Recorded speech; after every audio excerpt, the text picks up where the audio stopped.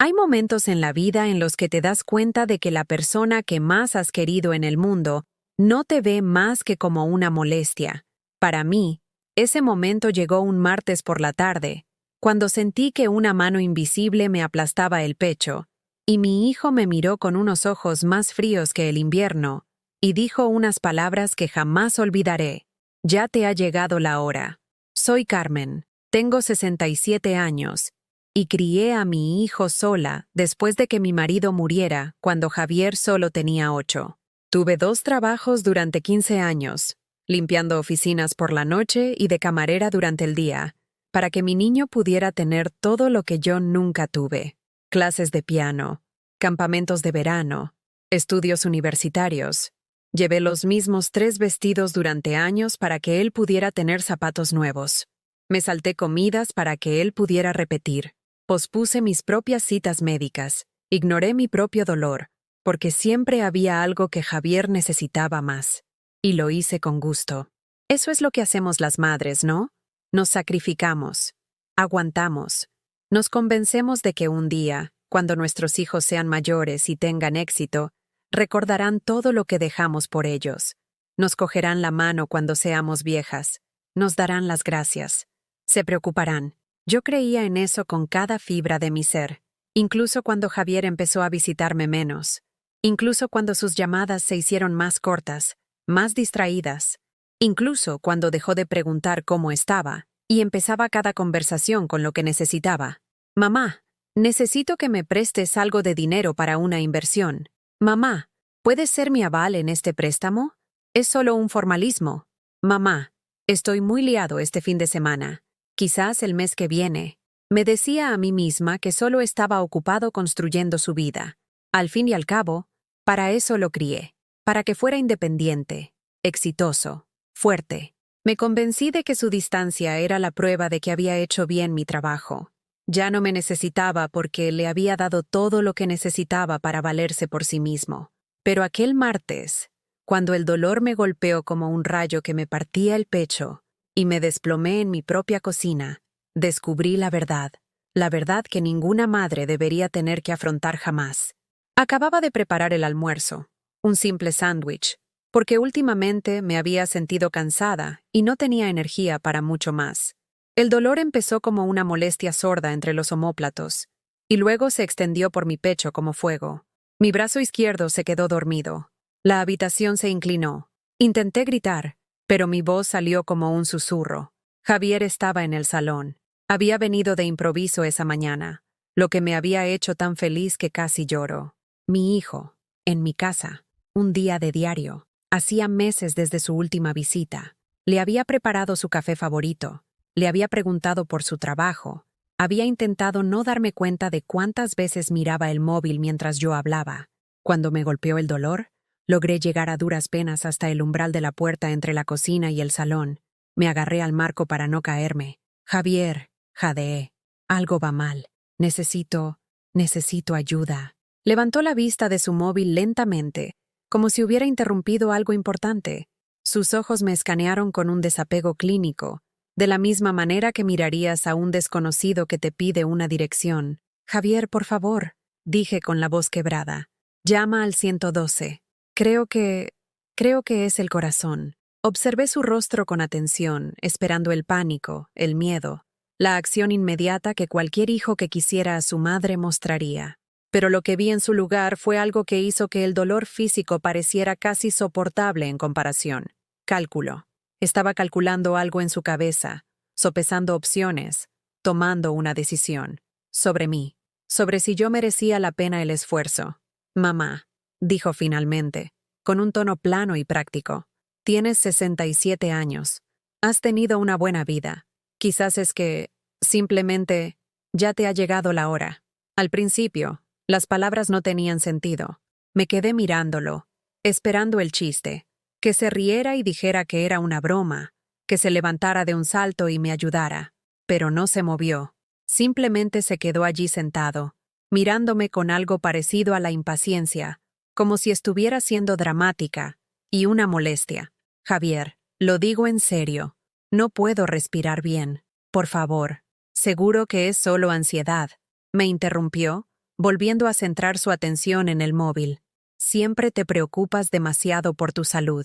¿Recuerdas el año pasado cuando pensabas que tenías neumonía y era solo un resfriado? Me temblaban las piernas. Sentía el sudor perlando mi frente, a pesar del frío que se extendía por mis extremidades. Esto es diferente. Conozco mi cuerpo. Algo va realmente mal. Suspiró. Suspiró de verdad, como si yo fuera la persona más pesada del mundo. Mamá, tengo una reunión importante en 1 hora. No puedo llevarte al hospital ahora mismo. Si sigues sintiéndote mal esta noche, te paso el número de ese centro de urgencias. Si sigo sintiéndome mal esta noche, como si un infarto fuera algo que pudieras esperar a que se pasara como un dolor de cabeza. Quería gritar, quería agarrarlo y zarandearlo y exigirle saber qué le había pasado a mi hijo, a mi niño dulce que solía cogerme la mano y decirme que era la mejor madre del mundo, pero ya no podía hablar. El dolor era demasiado intenso, extendiéndose por mi pecho como cristales rotos, y mi visión comenzaba a volverse borrosa por los bordes. Me deslicé por el marco de la puerta, con la espalda contra la pared, y terminé sentada en el suelo. Desde este ángulo, podía ver los caros zapatos de cuero de Javier, sus vaqueros de diseño, el reloj que le había ayudado a comprar para su 30 cumpleaños, aunque me había costado 2 meses de mi pensión. No seas dramática, dijo, todavía sin mirarme. Estarás bien. Eres más fuerte de lo que crees.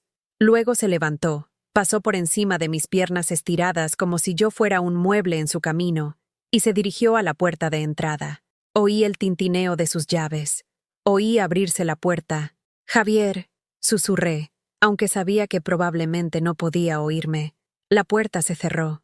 Me dejó allí.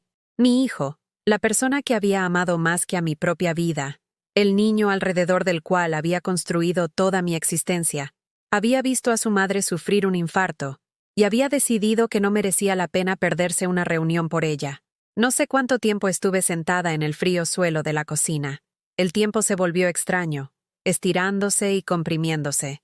Me concentré en respirar, respiraciones superficiales y dolorosas que se sentían como inhalar fragmentos de hielo. Pensé en llamar yo misma al 112, pero mi teléfono estaba en mi dormitorio, imposiblemente lejos. Pensé en arrastrarme hasta la casa de los vecinos, pero no estaba segura de poder llegar. Principalmente, pensé en Javier.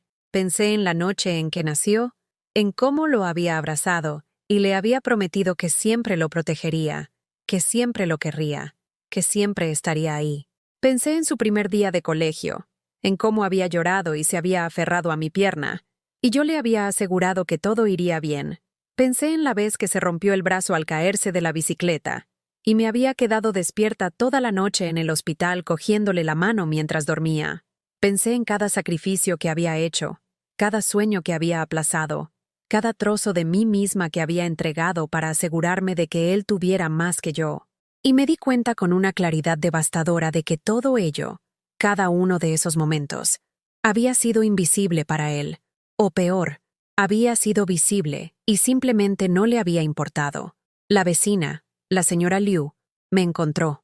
Había venido a devolverme una fuente que le había prestado la semana anterior. Como no respondía a su llamada, probó la puerta. Nunca la cerraba con llave durante el día, una costumbre de tiempos mejores en los que me sentía segura en mi propia casa. Me encontró apenas consciente, desplomada contra la pared, con los labios amoratados. «Carmen, oh Dios mío, Carmen». Su voz sonaba lejana, como si me llamara desde el fondo de un pozo. Sentí sus manos en mi cara, la oí gritar por su teléfono, sentí el suelo sólido bajo mi cuerpo mientras mis últimas fuerzas se desvanecían. Lo último que recuerdo haber pensado antes de que todo se volviera negro fue, lo decía en serio, mi hijo de verdad quería que muriera. Si te gustan las historias emotivas que llegan al corazón, por favor, suscríbete a nuestro canal. Estamos intentando llegar a los 1000 suscriptores y nos ayuda muchísimo en nuestro trabajo. Y comenta desde qué ciudad nos estás viendo. Tu apoyo lo es todo para nosotros. Desperté en el hospital 3 días después. Lo primero que vi fue el techo de placas blancas y las luces fluorescentes que me hacían daño en los ojos. Lo segundo que noté fue el pitido constante de las máquinas que monitorizaban mi corazón, un sonido que confirmaba que seguía viva, aunque una parte de mí había muerto en el suelo de aquella cocina. Una enfermera de ojos amables vino a verme.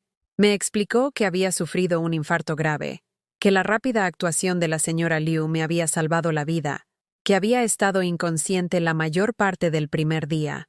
Hablaba con delicadeza, como si pudiera sentir que el daño físico no era lo peor de lo que estaba lidiando. ¿Hay alguien a quien debamos llamar?, preguntó. ¿Familia? Su contacto de emergencia es un tal Javier Morales, su hijo. La mención de su nombre me provocó un tipo diferente de dolor en el pecho. No, dije, con la voz ronca por el tubo de respiración que me habían quitado. No lo llame. Me miró con una pregunta en los ojos, pero no insistió. Se lo agradecí. ¿Cómo podría explicar que mi contacto de emergencia era la razón por la que casi muero? ¿Que la persona que se suponía que más me quería en el mundo había decidido que no valía la pena salvarme? La señora Liu me visitó todos los días. Me trajo revistas, me ayudó a comer cuando mis manos estaban demasiado débiles para sostener el tenedor, y lo más importante, me escuchó. Al cuarto día, cuando finalmente tuve fuerzas para hablar de lo que había pasado, me cogió la mano y me dejó llorar. Dijo que me había llegado la hora. Le conté. Las palabras aún ardían como ácido en mi garganta. Me vio muriendo y decidió que era conveniente. El rostro de la señora Liu se endureció con una ira que nunca antes le había visto. «Ese chico», dijo, y había acero en su voz. «Después de todo lo que hiciste por él». «Le di todo», susurré. «Todo lo que tenía, todo lo que era». Y aún así, no fue suficiente para que le importara si vivía o moría. Lo que no le conté, lo que apenas podía admitir ante mí misma, era que una parte de mí había visto venir esto. No esto exactamente, pero algo. Las señales habían estado ahí durante años, ¿no? Simplemente había estado demasiado desesperada por creer en la fantasía del hijo agradecido, como para ver la realidad del hombre en que se había convertido. Javier no me visitó en el hospital, ni una sola vez durante los 10 días que pasé allí recuperándome. Las enfermeras preguntaron por él un par de veces y puse excusas. Estaba ocupado con el trabajo, vivía lejos, no le gustaban los hospitales. Mentiras que sabían amargas en mi lengua, pero que eran más fáciles que la verdad. Pero sí llamó. El 7º día, mi teléfono sonó y su nombre apareció en la pantalla. Mi corazón roto y remendado, dio un salto de patética esperanza. Quizás se había dado cuenta de lo que había hecho. Quizás llamaba para disculparse, para explicar que se había quedado en shock, que no había querido decir aquellas terribles palabras.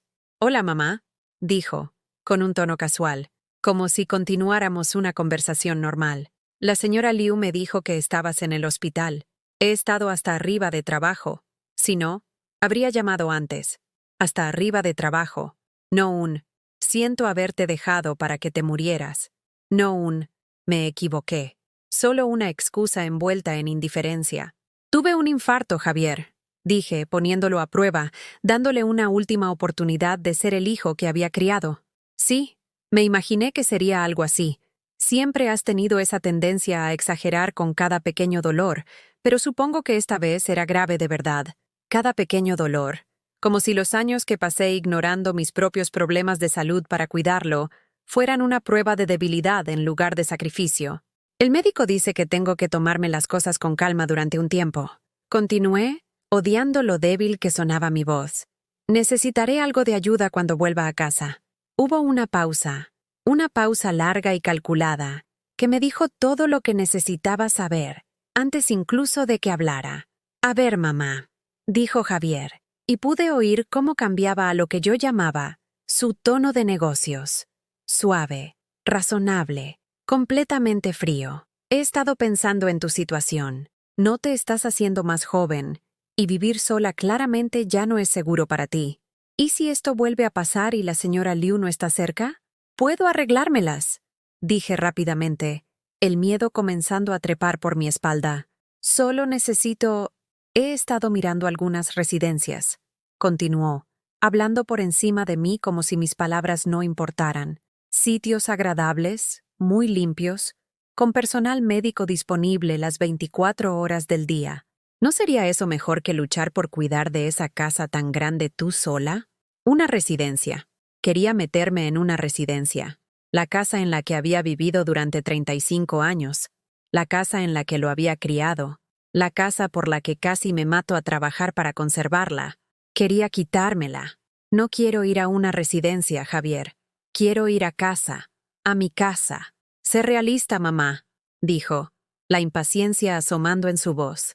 Ya no puedes subir las escaleras. Solo el mantenimiento ya es probablemente demasiado para ti. Y, sinceramente, no es como si necesitaras todo ese espacio. ¿No sería más sencillo dejarlo ir? Dejarlo ir. Dejar ir lo único que me quedaba. El único lugar en el mundo que era verdaderamente mío. Podemos hablar de esto cuando esté mejor, dije, tratando de terminar la conversación antes de empezar a llorar. Necesito descansar ahora. Claro, claro, dijo rápidamente, claramente aliviado de colgar. Cuídate, mamá. Ya resolveremos todo esto pronto. El resolveremos en esa frase sonó como una amenaza. Después de colgar, me quedé en la cama del hospital mirando al techo, repasando la conversación en mi mente. Algo en ella se sentía mal, más allá de la crueldad evidente. La forma en que tenía esas opciones de residencias listas para discutir. La forma en que había enfatizado que la casa era demasiado para mí. La forma en que había dicho, resolveremos esto, con tanta certeza. Como si mi opinión fuera simplemente un formalismo que había que gestionar. La señora Liu vino a recogerme cuando me dieron el alta. Me ayudó a subir a su coche con la delicadeza de alguien que maneja algo precioso y frágil. Me sentí ambas cosas. Preciosa porque a alguien realmente le importaba si vivía o moría, y frágil porque había aprendido lo fácil que te pueden quitar todo lo que amas. Cuando llegamos a mi casa, vi el coche de Javier en la entrada. Se me encogió el estómago. ¿Quieres que me quede?, preguntó la señora Liu, con la mano en mi brazo. No, dije, aunque deseaba desesperadamente que lo hiciera. Esto es entre mi hijo y yo. Lo encontré en mi cocina, sentado a mi mesa como si fuera el dueño del lugar, con papeles extendidos frente a él. Levantó la vista cuando entré, y vi algo parpadear en su rostro. ¿Era culpa? ¿Alivio de que hubiera sobrevivido? ¿O simplemente irritación por haber interrumpido lo que fuera que estuviera haciendo? Mamá, dijo, levantándose rápidamente y metiendo los papeles en una carpeta. ¿Estás en casa? Pasé a ver cómo estaba todo. A ver cómo estaba todo. No a ver cómo estaba yo. Todo. ¿Qué son esos papeles?, pregunté con la voz más firme de lo que me sentía. Nada importante. Solo unos documentos que tenía que revisar. Sonrió, pero la sonrisa no le llegó a los ojos. ¿Cómo te encuentras? Pareces cansada.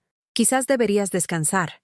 Estaba cansada, agotada en realidad, pero algo en mis entrañas me decía que no lo dejara solo en mi casa, que no subiera las escaleras y dejara esos papeles sin vigilancia. Estoy bien, dije, moviéndome lentamente hacia la mesa. ¿Qué tipo de documentos? Su sonrisa se desvaneció. Mamá, no te preocupes por eso. Son cosas financieras complicadas. Sabes que nunca se te han dado bien esas cosas. Nunca se me han dado bien esas cosas. Había compaginado 2 trabajos, criado a un hijo sola, mantenido un hogar funcionando con casi nada durante décadas, pero según Javier, no era capaz de entender cosas financieras complicadas. Alargué la mano hacia la carpeta, pero él la agarró primero, sujetándola contra su pecho como un escudo. Mamá, en serio, acabas de salir del hospital. Necesitas descansar, no estresarte con papeleo. Javier, dije, mi voz más dura de lo que nunca la había usado con él. Enséñame lo que hay en esa carpeta. Nos quedamos allí, madre e hijo, mirándonos a través de una distancia que no tenía nada que ver con los pocos metros de suelo de la cocina que nos separaban. En sus ojos vi algo que me heló la sangre. No me los iba a enseñar porque sabía que no me gustaría lo que vería. ¿Sabes qué?, dijo finalmente, su voz adquiriendo un filo que nunca antes le había oído. No tengo tiempo para esto. Estás siendo paranoica y difícil, lo que honestamente no es sorprendente dada tu edad y por lo que acabas de pasar. Estoy intentando ayudarte, pero lo estás haciendo imposible. Agarró su chaqueta y se dirigió a la puerta, con la carpeta aún en la mano. En el umbral, se volvió. Tenemos que tener una conversación seria sobre tu futuro, mamá. Pronto. Porque quieras aceptarlo o no, no puedes seguir viviendo así. Vas a acabar muerta en el suelo de esa cocina. Y la próxima vez, puede que no haya nadie para salvarte. La puerta se cerró de un portazo detrás de él, y me quedé sola en mi cocina. La misma cocina donde me había desplomado, donde él había pasado por encima de mí, donde había decidido que mi vida no valía su tiempo. Pero esta vez, algo era diferente. Esta vez, debajo del dolor y la traición, sentí algo más agitarse. Algo que se parecía casi a la ira. No, no era ira. Algo más frío, más afilado, más peligroso. Claridad. Javier no era solo un hijo negligente. Estaba planeando algo, y fuera lo que fuera, implicaba quitarme lo único que me quedaba. Esa noche no pude dormir. Cada vez que cerraba los ojos, veía la cara de Javier mientras agarraba aquellos papeles. Oía su voz diciendo, «Tenemos que tener una conversación seria sobre tu futuro», como si mi futuro fuera algo que él tuviera derecho a decidir. Salí de la cama lentamente. Todo era lento ahora, mi cuerpo recordándome con cada movimiento que casi había muerto. Y bajé las escaleras. La casa se sentía diferente de alguna manera. Violada. Javier había estado solo aquí quién sabe cuánto tiempo mientras yo estaba en el hospital, revolviendo mis cosas, planeando lo que fuera que estuviera planeando. Empecé en el salón, buscando cualquier cosa fuera de lugar. Al principio, todo parecía normal, pero luego noté pequeñas cosas. El cajón de la mesita auxiliar no estaba completamente cerrado. El montón de correo en la consola se había movido.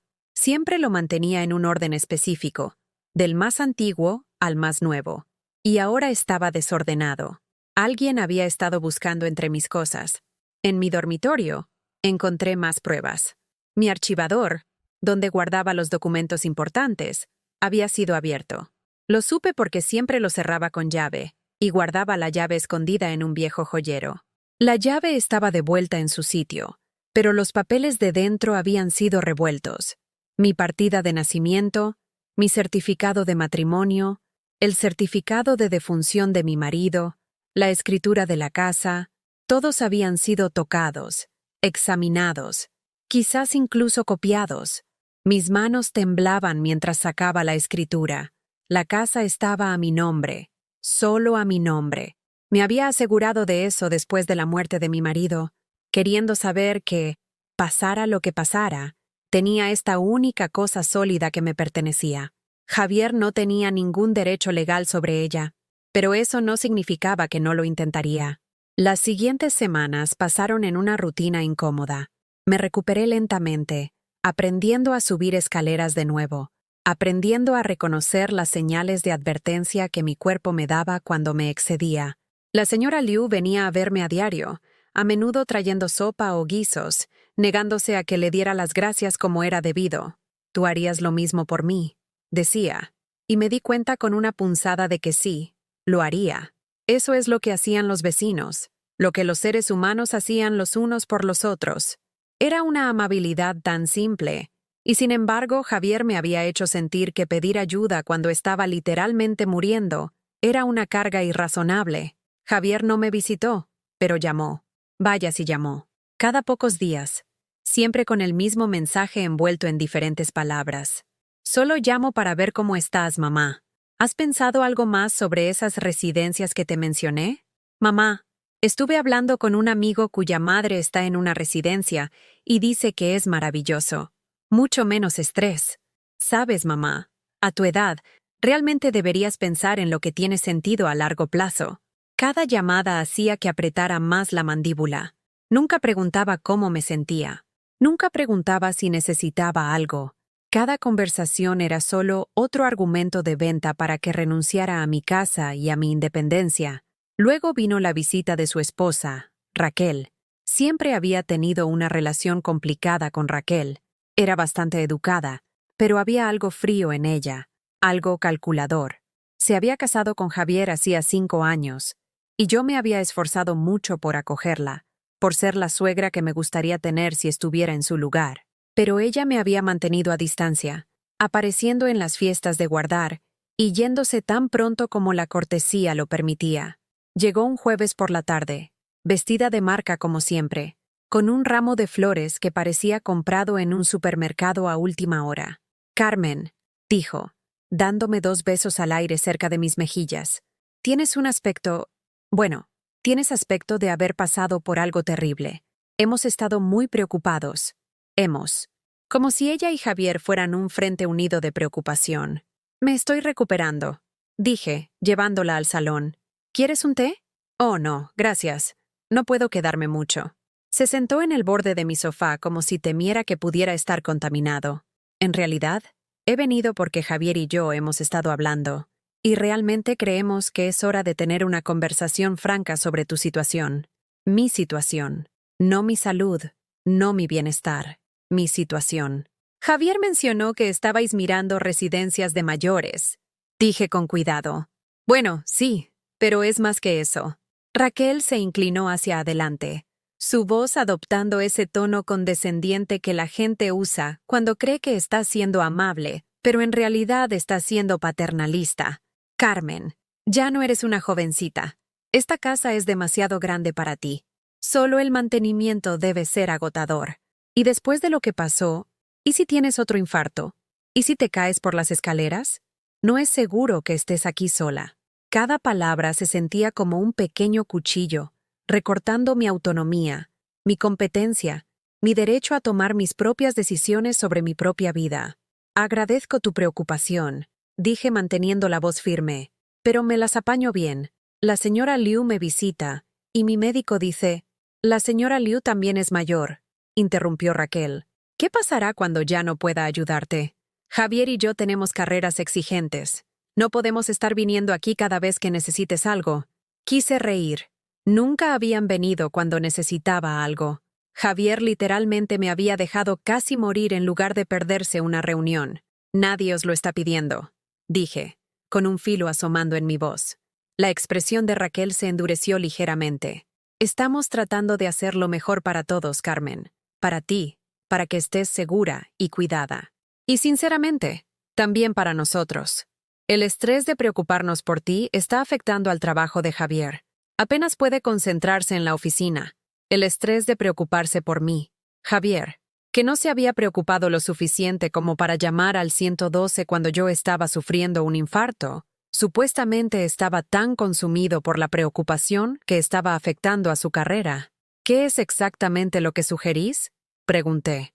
«Hemos encontrado un lugar maravilloso. La residencia Los Manantiales. Tiene personal médico a tiempo completo, actividades, otras personas de tu edad para socializar. Serías mucho más feliz allí, Carmen, y te liberaría de toda la carga de mantener este lugar. ¿Y qué pasa con mi casa?». La sonrisa de Raquel no vaciló, pero algo parpadeó en sus ojos. «Bueno, obviamente tendrías que venderla para pagar Los Manantiales. Estas residencias no son baratas, pero Javier y yo ayudaríamos a coordinarlo todo. Nos encargaríamos de todo el papeleo, de la inmobiliaria, de todo. No tendrías que estresarte por nada de eso». Ahí estaba. El verdadero plan. Querían que vendiera mi casa, lo único que poseía en propiedad, la única seguridad financiera que tenía, para pagar que me almacenaran en algún lugar al que no quería ir. «No voy a vender mi casa», dije con firmeza. La sonrisa de Raquel finalmente se resquebrajó. «Carmen, sé razonable. No puedes permitirte mantenerla y pagar una atención adecuada. Y seamos honestos, no vas a mejorar. Solo vas a necesitar más ayuda a medida que pase el tiempo. ¿No preferirías tomar esta decisión ahora, mientras todavía puedes, en lugar de esperar a no tener elección? Hasta no tener elección. La amenaza apenas estaba velada. «Creo que deberías irte ya», dije, levantándome a pesar de que me aceleraba el corazón. Raquel también se levantó, su expresión cambiando a algo más feo. «Javier dijo que serías difícil con esto. Me dijo que siempre has sido terca, que nunca atiendes a razones». «¿Razones?». Mi voz se elevó a pesar de mi intención de mantener la calma. «¿Me estáis pidiendo que renuncie a mi hogar? A mi independencia? A todo por lo que he trabajado? ¿Y lo llamáis razón?». «Estamos intentando ayudarte», espetó Raquel. «Dios». Javier tenía razón. Eres tan desagradecida. Después de todo lo que ha hecho por ti, todo lo que ha hecho por mí, sentí que algo se rompía dentro de mí. Todo el dolor y la ira que había estado conteniendo de repente se desbordaron. ¿Qué ha hecho exactamente Javier por mí? Dejó que casi me muriera en el suelo de mi cocina. No ha venido a visitarme ni una vez desde que salí del hospital. Lo único que ha hecho es intentar convencerme de que renuncie a mi casa para que él pueda... ¿Qué? ¿Venderla y quedarse con el dinero? La cara de Raquel se sonrojó. Eso no es... Estás tergiversando las cosas. Javier ha estado trabajando muy duro para encontrar soluciones para ti. Soluciones que lo benefician a él, querrás decir. Estás siendo paranoica y desagradecida, dijo Raquel con frialdad, cogiendo su bolso. Javier dijo que te habías vuelto difícil con la edad, pero no me di cuenta de lo grave que era. Solo intentamos hacer lo mejor para ti, Carmen. Pero si vas a ser terca e irracional, pues bien, arréglatela sola. Pero no vengas llorando a nosotros cuando acabes de nuevo en el hospital sin nadie que te cuide. Se fue en una nube de perfume caro y rabia apenas contenida, cerrando mi puerta con tanta fuerza que los cristales temblaron. Me quedé en mi salón, temblando, en parte por la ira, en parte por la adrenalina que mi corazón dañado no podía manejar del todo. Pero debajo de la reacción física, algo más estaba sucediendo. Estaba empezando a entender. Esto no era solo que Javier fuera un hijo negligente. No era solo que me encontrara inoportuna o una vergüenza. Esto era calculado. Esto era un plan. Querían mi casa. Probablemente la habían querido durante un tiempo, y mi infarto les había dado lo que pensaban que era la oportunidad perfecta para presionarme a renunciar a ella. Durante los días siguientes, empecé a prestar más atención. Revisé mis documentos financieros con más cuidado. Comprobé mis cuentas bancarias, mis tarjetas de crédito, todo lo que podía acceder por Internet. Y fue entonces cuando encontré la primera prueba real de que algo iba muy, muy mal.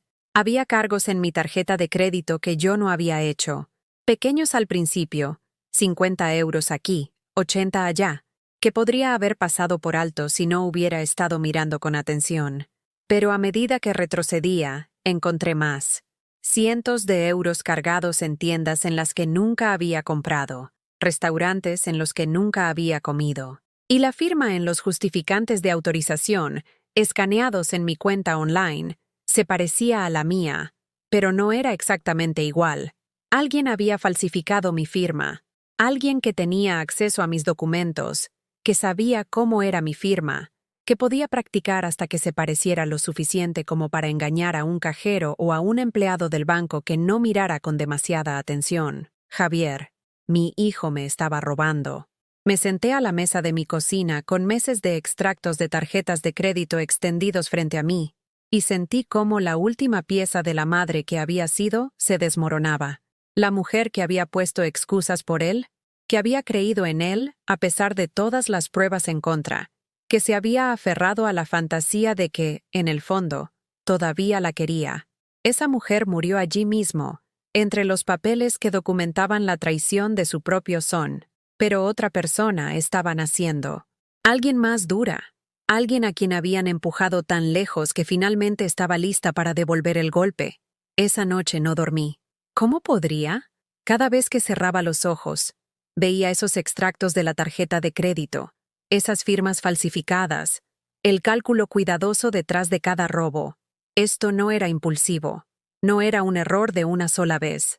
Javier me había estado robando sistemáticamente durante meses, quizás más. Intenté decirme que tenía que haber una explicación. Quizás había tomado prestada mi tarjeta en una emergencia. Quizás le había dado permiso y lo había olvidado. Pero incluso mientras me aferraba a estas justificaciones desesperadas, sabía que eran mentiras. Nunca le había dado mi tarjeta de crédito. Apenas tenía suficiente dinero para mis propios gastos. ¿Por qué le dejaría cargar cosas a una cuenta que apenas podía permitirme pagar? La verdad se asentó en mi pecho como una piedra. Mi hijo era un ladrón, y a juzgar por las cantidades crecientes, se estaba volviendo más audaz. Por la mañana, había tomado una decisión. Necesitaba saber exactamente cuán grave era esto. Llamé a mi banco y solicité los registros completos de los últimos 2 años. Cada transacción, cada extracto, todo. La empleada de atención al cliente dijo que tardarían unos días en recopilarlo todo y enviármelo por correo. ¿En realidad? Dije, ocurriéndome una idea. ¿Podría guardarme esos documentos para recogerlos en la sucursal? Por supuesto, señora Morales. ¿Puedo preguntar por qué? Porque no confiaba en que Javier no interceptara mi correo, porque me había dado cuenta de que algunas de mis últimas facturas habían desaparecido, porque empezaba a darme cuenta de que el nivel de traición podría ser aún más profundo de lo que había imaginado. Simplemente es más cómodo para mí, dije. Mientras esperaba los registros del banco, empecé a documentarlo todo. Cada cargo sospechoso, cada documento desaparecido, cada conversación con Javier que me había parecido extraña. Lo escribí todo en un cuaderno que guardaba escondido debajo de mi colchón.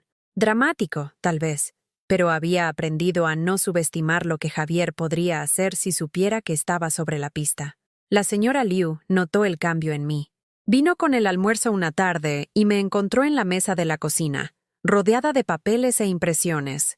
«Carmen», dijo suavemente, dejando los recipientes de comida que había traído. «¿Qué estás haciendo?» La miré. A esta mujer que me había salvado la vida, que me visitaba todos los días, que me había mostrado más cariño genuino en unas pocas semanas que mi propio hijo en años, y decidí confiar en ella. «Javier me está robando», dije simplemente. Su rostro se quedó quieto. «¿Estás segura?» Le mostré los extractos de la tarjeta de crédito, señalé los cargos que no había hecho, la firma que no era del todo mía. Le conté sobre los papeles que él había estado sujetando, sobre la visita de Raquel, sobre la presión para vender mi casa. La señora Liu escuchó todo. Su expresión se oscurecía con cada revelación. Cuando terminé, se quedó en silencio por un largo momento. «¿Qué vas a hacer?», preguntó finalmente. «Todavía no lo sé», admití. «Pero no voy a dejar que me lo quite todo. No puedo. Esta casa, mi independencia, es todo lo que me queda». «Tienes más de lo que crees», dijo la señora Liu con firmeza. «Tienes tu fuerza, tienes tu mente, y tienes gente que de verdad se preocupa por ti». Me apretó la mano por encima de la mesa. «Decidas lo que decidas. Estoy aquí». Esas palabras significaron más de lo que ella podía imaginar. Durante tanto tiempo, me había sentido completamente sola, aislada por la creciente distancia y manipulación de Javier. Saber que alguien estaba de mi lado, que alguien me creía y me apoyaba, me dio un valor que no sabía que aún poseía. 3 días después, recogí los registros del banco. Eran peores de lo que había temido. Mucho peores. Los cargos no autorizados se remontaban a 18 meses y ascendían a casi 30.000 euros. 30.000 euros que Javier me había robado, cargados a tarjetas de crédito que yo era responsable de pagar, dinero que no tenía, dinero que explicaba por qué había estado luchando tanto últimamente para llegar a fin de mes, por qué mis modestos ahorros se habían reducido a casi nada. Pero no eran solo las tarjetas de crédito. Al revisar los registros con más cuidado, encontré otras cosas. Cheques emitidos desde mi cuenta que yo no había extendido. Transferencias a cuentas que no reconocía. Incluso una solicitud de préstamo, denegada, gracias a Dios, que se había presentado a mi nombre. Javier había estado intentando pedir dinero usándome como aval. Me senté en mi coche en el aparcamiento del banco, mirando página tras página de pruebas, y sentí que algo dentro de mí se volvía muy frío y muy quieto.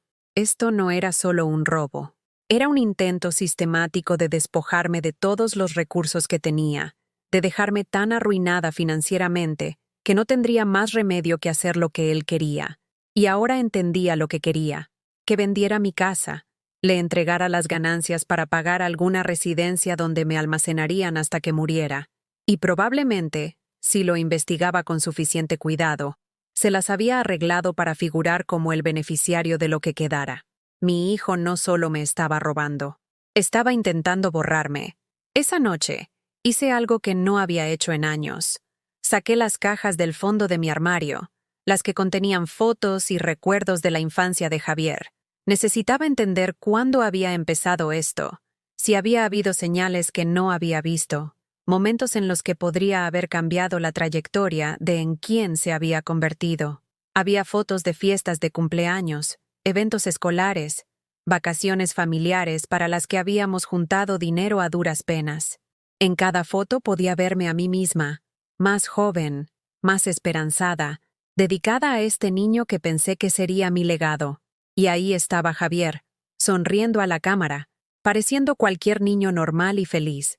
Pero a medida que revisaba las fotos cronológicamente, empecé a notar cosas que había estado demasiado cerca para ver en su momento. La forma en que su sonrisa no llegaba del todo a sus ojos en las fotos posteriores. La forma en que se mantenía ligeramente apartado de mí, incluso cuando supuestamente posábamos juntos. La forma en que miraba a la cámara en lugar de a mí, como si yo fuera solo un accesorio en su vida en lugar del centro de ella. Había una foto de su graduación universitaria. Había trabajado turnos dobles durante meses para permitirme una buena cámara para la ocasión. Había estado tan orgullosa de él con su toga y birrete. En la foto, yo le sonreía radiante con pura alegría y amor. Él miraba más allá de mí, hacia otra cosa. Su expresión no era de orgullo o gratitud, sino de impaciencia, como si este momento por el que tanto me había sacrificado para dárselo, fuera solo una obligación que había que pasar. ¿Cómo no lo había visto entonces? Encontré tarjetas que me había dado a lo largo de los años. Tarjetas de cumpleaños, del Día de la Madre, de Navidad. Las abrí ahora con otros ojos y vi lo que me había negado a ver antes. Eran genéricas. Sentimientos comprados en una tienda sin nada personal añadido. La mayoría solo tenían su firma. Nada más. Ni un «te quiero» o un «gracias» o ninguna palabra que sugiriera un sentimiento genuino. Había una excepción, una tarjeta de hacía unos 8 años, cuando acababa de empezar en su primer trabajo de verdad. Dentro, había escrito: «Gracias por todo tu apoyo, mamá. Voy a hacer que te sientas orgullosa y a devolverte todo. Devolvérmelo». Incluso entonces, había visto nuestra relación como una transacción. Yo había invertido en él, y él había reconocido la deuda. Pero en algún punto del camino, había decidido que esa deuda era negociable, o que la había saldado simplemente por existir, o quizás que era yo quien en realidad le debía a él por la carga de tener que tener una madre. Guardé las fotos, pero me quedé con esa tarjeta. Necesitaba el recordatorio de que Javier siempre me había visto como algo de lo que extraer valor, no como alguien a quien amar. A la mañana siguiente, llamé a la compañía de la tarjeta de crédito y denuncié el fraude. Fue una de las llamadas telefónicas más difíciles que he hecho en mi vida. El representante fue amable pero minucioso, haciendo preguntas que no quería responder. ¿Sabe quién podría haber tenido acceso a la información de su tarjeta? Mi hijo. Una pausa. ¿Y quiere presentar cargos? ¿Quería? ¿Podía? El representante explicó que para que me devolvieran los cargos, probablemente necesitaría presentar una denuncia policial. Eso significaba acusar oficialmente a Javier de un delito. Eso significaba que potencialmente lo arrestaran, lo procesaran, creando un registro permanente de lo que había hecho. ¿Puedo pensármelo?, pregunté. Por supuesto.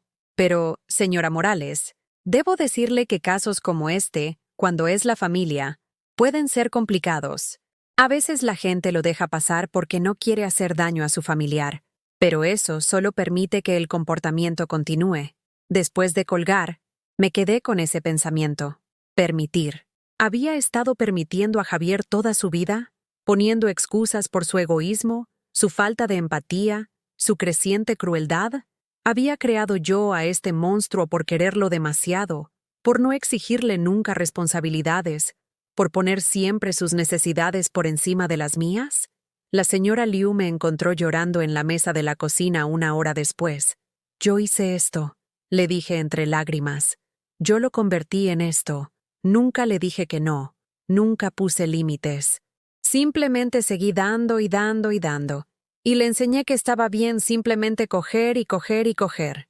«No», dijo la señora Liu con firmeza, arrodillándose junto a mi silla y tomando mis manos entre las suyas. «No, Carmen. Fuiste una buena madre. Quisiste a tu hijo. Lo que él eligió hacer con ese amor, cómo eligió tratarte, eso es cosa suya, no tuya. No puedes asumir la responsabilidad de su crueldad». Pero no estaba segura de creerla. ¿Cómo podía no ser responsable? Yo lo había criado.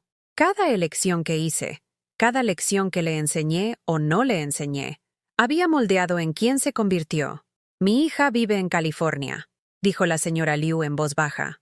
Me llama todas las semanas. Me visita 2 veces al año. Les cuenta a sus hijos historias sobre su abuela, sobre los sacrificios que hice criándola como madre soltera después de que su padre muriera. ¿Sabes por qué? Negé con la cabeza, incapaz de hablar. Porque le enseñé que el amor es un círculo, no una calle de un solo sentido. Le di, sí, pero también le enseñé que parte de crecer significaba aprender a devolver. Le mostré con el ejemplo cómo cuidamos de las personas que nos cuidaron. Tú no fallaste en enseñarle eso a Javier, Carmen. Él simplemente eligió no aprenderlo. Pero, ¿y si pudiera haber hecho algo diferente? ¿Y si nada? Interrumpió la señora Liu. Puedes pasarte el resto de tu vida preguntando, ¿y sí? O puedes pasarla decidiendo, ¿y ahora qué? ¿Cuál de las dos va a cambiar tu situación? ¿Y ahora qué? Era una pregunta tan simple, pero atravesó toda mi autorrecriminación y culpa y me obligó a centrarme en lo que realmente importaba. No el pasado que no podía cambiar, sino el futuro por el que aún podía luchar. Necesito ayuda, dije finalmente. Necesito a alguien que sepa cómo manejar este tipo de cosas. Un abogado, quizás. La señora Liu sonrió. Mi sobrino es abogado. Derecho de familia. Defensa de la tercera edad. Ese tipo de cosas. Déjame que lo llame. Así conocí a David Liu, un hombre de unos 40 años con los ojos amables de su tía y una inteligencia aguda que me hizo sentir, por primera vez en meses, que quizás no era completamente impotente. Vino a mi casa esa misma tarde, escuchó mi historia sin interrupción y revisó los documentos que había recopilado con la atención concentrada de alguien a quien realmente le importaban los detalles. Cuando terminé, se recostó y me miró seriamente. Señora Morales, voy a ser directo con usted. Esto es grave. Lo que su hijo ha hecho es fraude, maltrato a personas mayores y posiblemente un intento de explotación económica. Tiene motivos para presentar cargos, para obtener órdenes de alejamiento, para protegerse legalmente de manera que se asegure de que nunca pueda volver a hacer esto. ¿Pero? Dije, escuchando la vacilación en su voz. Pero va a ser duro. Casos como este, donde los hijos adultos explotan a sus padres, son emocionalmente devastadores para todos los implicados. El sistema legal llevará tiempo. Es probable que Javier se defienda. Quizás intente afirmar que usted no está bien de la cabeza o que le dio permiso para estas transacciones. Se va a poner feo. Pensé en eso. En Javier de pie ante un juez, probablemente mintiendo, probablemente pintándome como una anciana confundida que no sabía de lo que estaba hablando. En la lucha que se avecinaba, en la fealdad que se haría pública, en la familia que tanto me había costado construir completamente destruida, más allá de toda esperanza de reparación. Y luego pensé en él pasando por encima de mí, en el suelo de esa cocina, en la frialdad de sus ojos cuando dijo, «Ya te ha llegado la hora», en las amenazas de Raquel y en sus robos, y en la forma sistemática en que había estado trabajando para borrarme de mi propia vida. «Quiero luchar», dije en voz baja. «Quiero detenerlo, cueste lo que cueste». David Liu sonrió. «Entonces, pongámonos a trabajar». David Liu volvió al día siguiente con un plan. No un plan cualquiera, sino un enfoque cuidadoso y estratégico que me hizo darme cuenta de lo serio que se había vuelto todo. Extendió documentos sobre la mesa de mi cocina, la misma mesa donde Javier había intentado ocultar sus papeles, y sentí una extraña sensación de justicia al reclamar este espacio para mi propia defensa. «Primero», dijo David con voz tranquila y profesional, «necesitamos asegurar sus activos de inmediato, cambiar todas sus contraseñas, obtener nuevas tarjetas de crédito, configurar alertas para cualquier actividad en sus cuentas. Si Javier ha estado accediendo a su información, cortamos ese acceso ahora mismo». Asentí, tomando notas en un blog. Se sentía bien estar haciendo algo, estar tomando medidas en lugar de simplemente ser una víctima de ellas. Segundo, presentamos una denuncia policial. Sé que es difícil, pero crea un registro oficial de lo que ha sucedido. También la protege si Javier intenta afirmar más tarde que usted le dio permiso. ¿Lo detendrán?, pregunté. mi voz más débil de lo que pretendía. La expresión de David se suavizó. Quizás, probablemente no de inmediato. Pero, señora Morales, Carmen, necesita entender algo. Javier no va a parar por su cuenta. La gente que hace lo que él ha hecho, escala. Si no lo detenemos ahora, legal y completamente, encontrará otra forma de conseguir lo que quiere. Lo que quiere. Mi casa. Mi dinero. Mi completa anulación. ¿Qué más? Pregunté. Solicitamos una orden de alejamiento. Sin contacto, sin acceso a su propiedad. También debemos asegurarnos de que su testamento esté actualizado, sus documentos de poder notarial estén seguros y que tenga protección en caso de que intente declararla incapacitada. La palabra quedó flotando en el aire. Incapacitada. Eso es lo que diría Javier, ¿no? Que su pobre y confundida madre no entendía lo que estaba haciendo, que era vieja y estaba enferma y no pensaba con claridad. No estoy incapacitada, dije con firmeza. Lo sé, pero necesitamos probarlo, documentarlo. Le voy a recomendar que se haga una evaluación cognitiva completa con un médico. Puede parecer excesivo, pero si esto llega a los tribunales, y probablemente lo hará, queremos tener todas las pruebas de nuestro lado. Durante la semana siguiente, seguí las instrucciones de David al pie de la letra. Cambié cada contraseña, usando combinaciones tan complejas que tuve que escribirlas y esconderlas en un lugar donde Javier nunca pensaría en buscar. Obtuve nuevas tarjetas de crédito con números diferentes. Configuré alertas que me notificarían cualquier transacción superior a 10 euros. El banco fue de gran ayuda una vez que expliqué la situación. Marcaron mis cuentas con medidas de seguridad especiales y me dieron una línea directa con un especialista en fraudes. La mujer que lo arregló todo me miró con tanta compasión que casi me pongo a llorar allí mismo en su escritorio. Está haciendo lo correcto, me dijo. Veo casos como este más a menudo de lo que se imagina. Hijos adultos que ven a sus padres mayores como, bueno, como oportunidades. Es descorazonador, pero está siendo inteligente al protegerse. La denuncia policial fue más difícil. Tuve que sentarme en una pequeña y estéril habitación en la comisaría y contarle todo a una inspectora. El infarto, que Javier me dejara allí, las firmas falsificadas y el dinero robado. La inspectora, una mujer de unos 50 años llamada Martínez, escuchó sin juzgar, pero pude ver algo en sus ojos. Lástima, quizás. O reconocimiento. ¿Vive con usted? Preguntó. No, pero tenía una llave. A veces venía cuando yo no estaba en casa. ¿Tenía una llave? Cambié las cerraduras ayer. La inspectora Martínez asintió con aprobación. Bien, eso está bien. Señora Morales, quiero que sepa que lo que está describiendo es un patrón que vemos en los casos de maltrato a personas mayores. El aislamiento, la explotación económica, el intento de hacerla dudar de sí misma. El comportamiento de su hijo encaja en un perfil. Un perfil. Como si Javier fuera solo otra estadística, otro caso de estudio de cómo los hijos pueden volverse contra sus padres. ¿Y ahora qué? Pregunté. Investigaremos. Hablaremos con las compañías de tarjetas de crédito, el banco. Veremos si podemos rastrear a dónde fue el dinero. Intentaremos contactar a su hijo para conocer su versión de la historia. Y dependiendo de lo que encontremos, el fiscal decidirá si presenta cargos. ¿Cuánto tiempo llevará eso? Ella vaciló. Podrían ser meses. Estos casos son complicados, especialmente cuando es la familia. Pero usted ya ha hecho la parte más difícil. Ha dado el paso. Mucha gente no lo hace. Entendí lo que no estaba diciendo.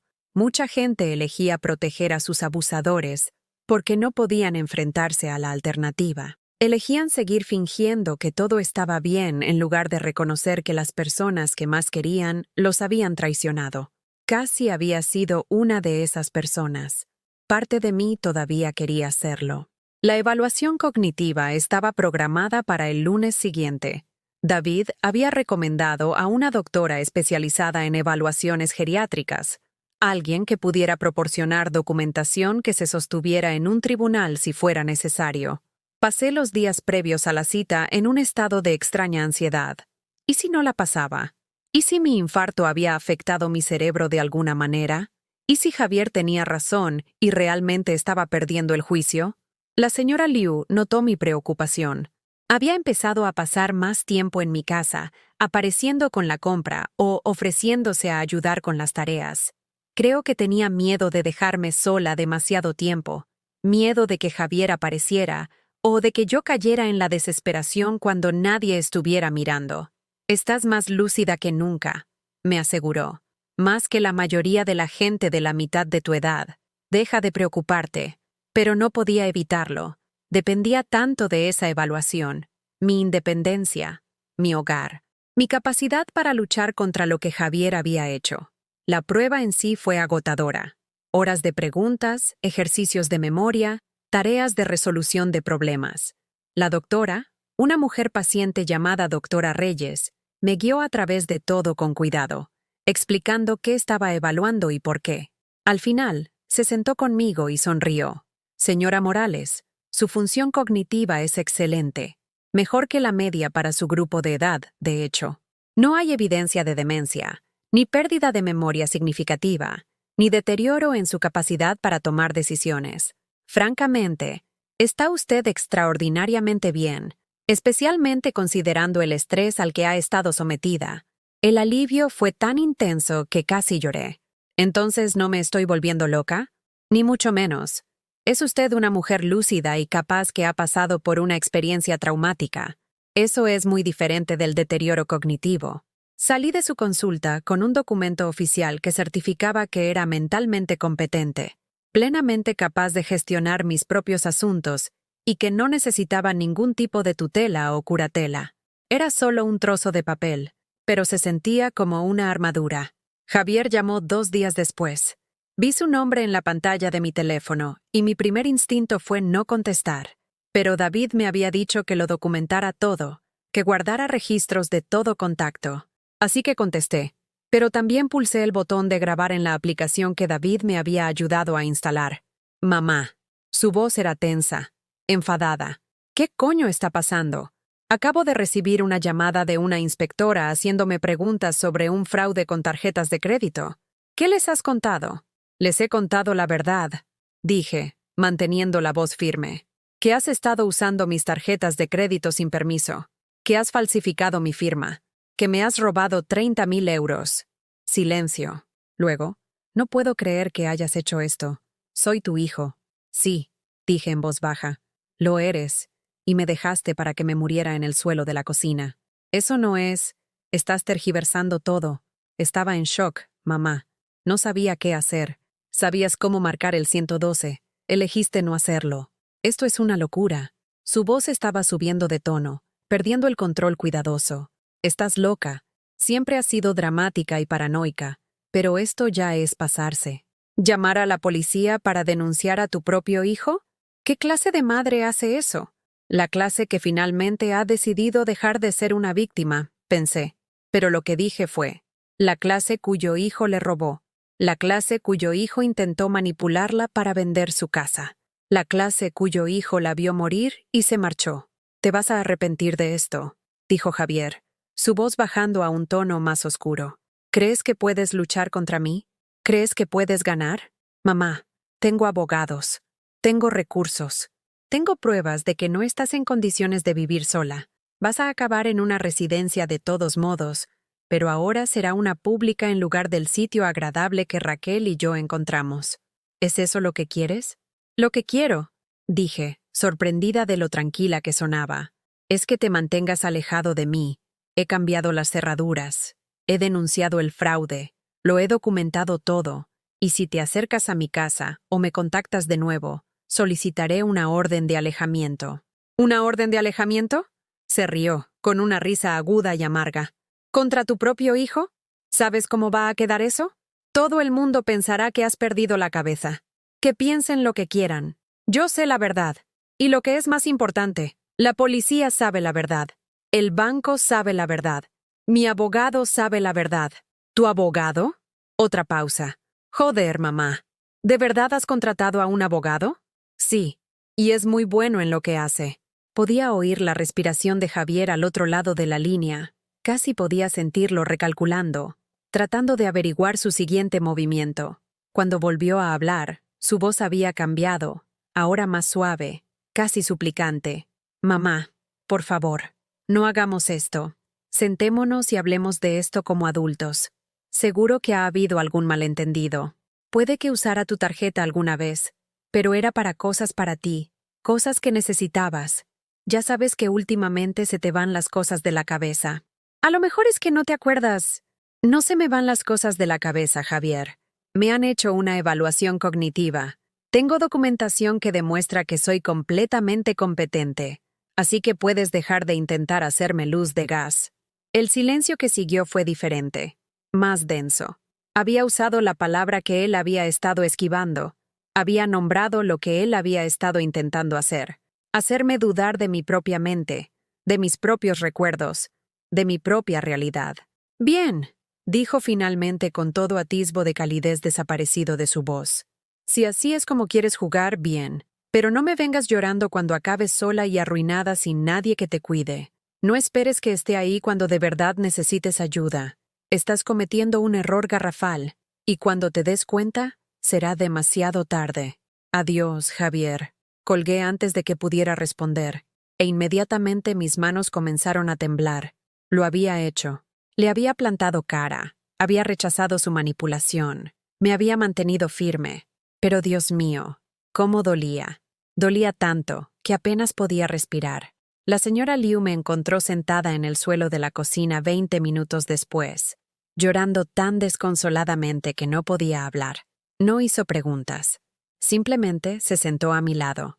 Me rodeó los hombros con su brazo y me dejó sollozar. Está bien, murmuró. Está bien llorar el duelo. No solo estás perdiendo a un hijo, estás perdiendo el sueño de quien pensabas que era. Merece la pena llorar por eso. Tenía razón. No estaba llorando por el Javier de ahora. Estaba llorando por el niño que solía cogerme de la mano, que solía decir, «Te quiero, mami», antes de dormir, que solía hacerme tarjetas para el Día de la Madre con ceras y cartulinas de colores. Ese niño se había ido. Quizás nunca había existido, salvo en mi desesperada necesidad de creer que era amada. Esa noche, cogí un trozo de papel y escribí algo que nunca había escrito antes. No una carta a Javier, no quedaba nada que decirle, sino una carta a mí misma, a la mujer que había sido, la que lo había sacrificado todo, y lo había llamado amor. Querida Carmen, escribí, te merecías algo mejor, te merecías un hijo que valorara tus sacrificios en lugar de explotarlos. Te merecías que te quisieran como tú lo quisiste a él, te merecías protección en lugar de traición. Y te mereces, ahora mismo, luchar por ti misma con la misma feroz dedicación con la que una vez luchaste por él. No has terminado. No estás derrotada. No has hecho más que empezar. Doblé la carta y la guardé en mi cartera, donde la vería todos los días. Un recordatorio. Una promesa. No a la madre que había sido, sino a la mujer en la que me estaba convirtiendo. Alguien que no solo aguantaba, alguien que devolvía el golpe. La vista para la orden de alejamiento se fijó para 3 semanas después. David me explicó que tendríamos que comparecer ante un juez, presentar nuestras pruebas, y Javier tendría la oportunidad de responder. Era un proceso formal, y tendría que enfrentarme a mi hijo en un juzgado mientras unos extraños decidían si era lo suficientemente peligroso como para mantenerlo alejado de su propia madre. Pasé esas 3 semanas preparándome, no solo reuniendo documentos, aunque había muchos, sino preparándome emocionalmente para lo que venía. Sabía que Javier no se rendiría en silencio. Sabía que se defendería, probablemente afirmando que yo estaba confundida o era vengativa o que sufría alguna crisis nerviosa. David me había advertido que los maltratadores a menudo se vuelven más peligrosos cuando se dan cuenta de que están perdiendo el control. Va a intentar hacerte dudar de ti misma, dijo David durante una de nuestras sesiones de preparación. Dirá cosas diseñadas para hacerte daño, para hacerte sentir culpable. Tienes que estar preparada para eso. Asentí, pero no estaba segura de que nadie pudiera estar preparado para que su propio hijo le atacara en público. La señora Liu me ayudó a elegir qué ponerme para la vista. Algo digno, pero no demasiado formal. Profesional, pero no frío. Nos decidimos por un vestido azul marino que había comprado hacía años para una boda, combinado con una chaqueta de punto que me hacía parecer, en palabras de la señora Liu, la mujer respetable que eres, no alguien que está perdiendo el juicio. La mañana de la vista, me desperté antes del amanecer. El corazón me latía con fuerza, no la peligrosa taquicardia de un episodio cardíaco, sino el palpitar ansioso de alguien a punto de hacer algo aterrador y necesario.